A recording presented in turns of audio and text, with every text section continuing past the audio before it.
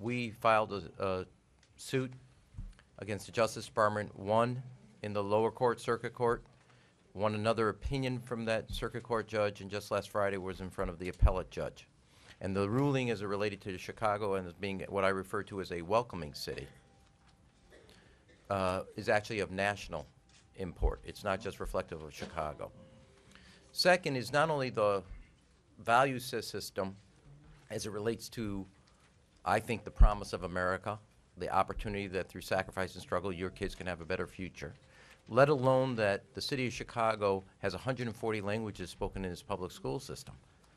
I will never allow those kids and their families to note that the city is not behind them and their future and their sacrifice and make it worthy. The city is clear on its law, and what is even more damaging, I want to underscore something Mitch and Eric and everybody else who's spoken on this has said. We all operate with community policing, where you build a relationship between the law enforcement community, the residents, in working together to reduce public safety threats and working together to build trust. You cannot do that if you drive a wedge between any immigrant community and the law enforcement. It is contrary to public safety, it's contrary to the values of our nation, and it's contrary to the ideals and the law as we establish.